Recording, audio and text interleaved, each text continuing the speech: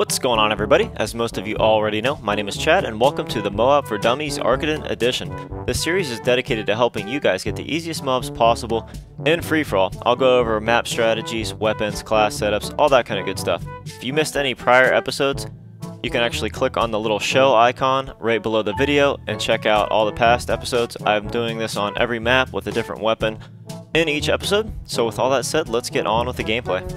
Alright, so Arkaden's a little smaller map, but the problem with Arkaden is the spawns aren't very friendly, MOAB friendly, I should say. You know, obviously most of the traffic is going to be inside the building. It just seems like in any map, even in team deathmatch, domination, traffic seems to kind of all come together in buildings that are in the middle of the map. Kind of where all the traffic bottlenecks and stuff like that.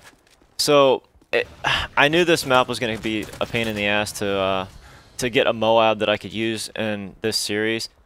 And I originally started out trying it in the other side of the map, the back of the map where people always call in their SAM turrets for whatever reason, that back alley, with the long truck bed and the white van and all that stuff. And it was just too hard to get enough traffic back there. And then I tried in the building, I tried staying in the back of that building, kind of where when I look down this long hallway. I'll show you in a minute, but I tried that room, and it just, there's enough traffic, but the spawns are very, very unpredictable.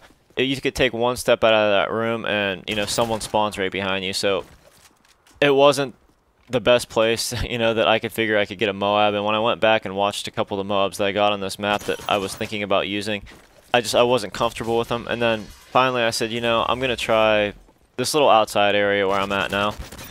And I knew that, again, the spawns are really unpredictable. There's actually one directly behind me where I'm at now. But as bad as the spawns are in this game, generally they're not going to spawn someone staring right at you unless two people die at the same time, which is when, free-for-all kind of gets messed up. But, yeah, there's a spawn back where, back behind me where I said there's one right here, right where I spawned at the beginning of the match. And then there's one in the bar area where I keep shooting this guy. And there's one outside the bar area at the bottom of those steps, where that platform is, where the broken statue is. So there's 4 spawns back here, and this is going to be the best area. All I did was, like you saw, I put the motion sensor somewhere around the middle of this area. I actually hit the top of that truck, but, somewhere around in that area where someone's not going to destroy it would be perfect. It's going to cover you, from both spawns, coming from both sides. And I'm going to mention this right now before I go any further. This area that I'm in right now, if you're feeling uncomfortable, if you feel like there may be someone around, you can't quite find them, see if you can head up towards that building or that little platform. It's kind of the safe zone, I like to call it, because really they can only come from 2 different directions. They can come up that broken ramp and then up the steps, and you're gonna be able to watch both directions a little more often until you kind of get this area back under control.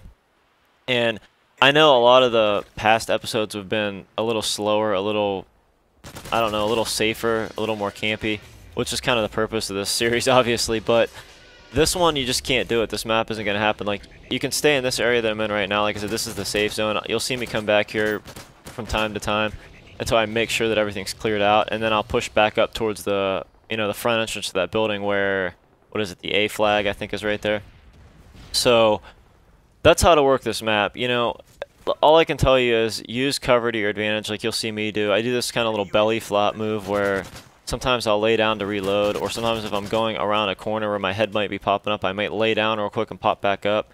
Just because, the more you move, the smaller you make yourself, the better chance you have of staying alive and not getting shot. So, again, the video's here for you guys to figure out exactly how to work this area. I've had a lot of success in it. And the one recommendation I would have for you guys is if you build a fairly significant lead like I have at the end, you have a 5 or 6 kill lead and you only have 3 or 4 more kills to go, get up in that safe zone, and I'm air quoting right now, but get up in that safe zone because, like, it is what it is. It's a safe zone right in here. It's gonna, that's where you're gonna have the best chance to get those last couple kills and not get spawned on. But as far as the weapon goes, you guys can see I'm using the PP90 with a red dot. I don't use it all that often, and I'm actually on my Angry Spanish Guy account, too. You guys are probably wondering why I'm not using GQ, but I was just leveling them up one day, and I decided to hop in free-for-all, and what I was doing was if I was on a map that I already did this series on, you know, I was just using big kill streaks and winning the games as fast as I could to level up. And then when I got on one of the maps that I still needed a MOAB on, you know, I'd put on the specialist class with a weapon that I haven't used yet.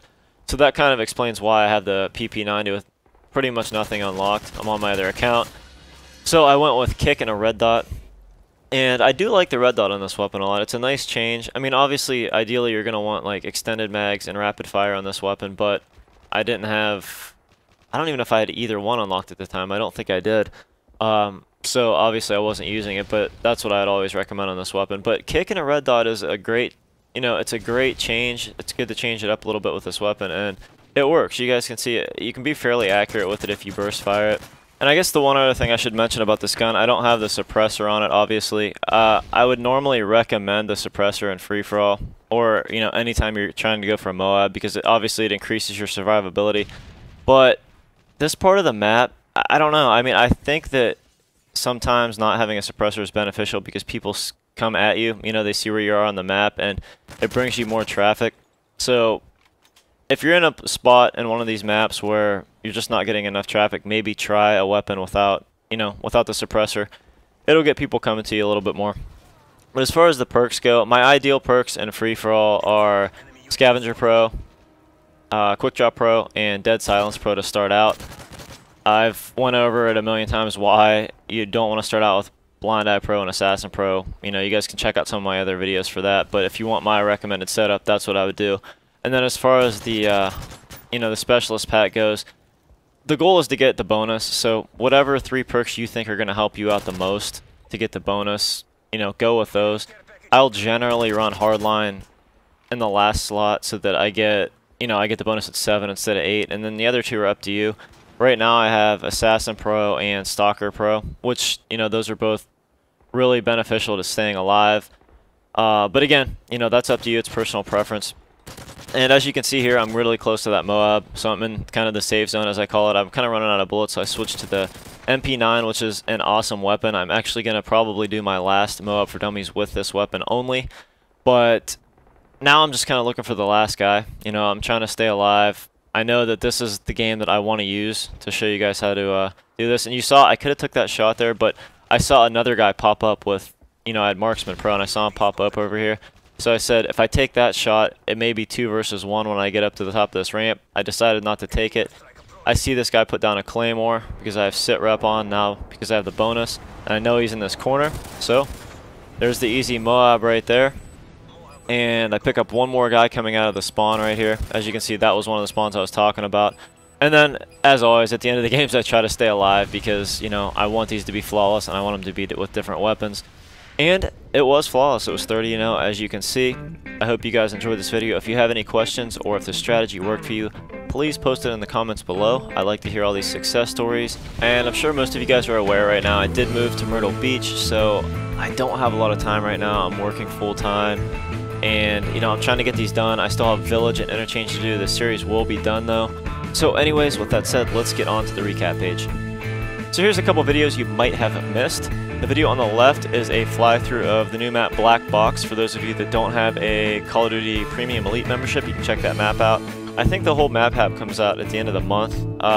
What's that, like the 20th or the 27th or something like that. But anyways, the video on the right is a 48-4 kill confirmed MOAB I got on Outpost. Good gameplay. If you haven't seen that yet, check it out. If you haven't subscribed already, click that yellow subscriber button. Follow me on Twitter and Facebook. I will leave the links in the description below. And as always, guys, I appreciate all the support. I will catch y'all later. Peace.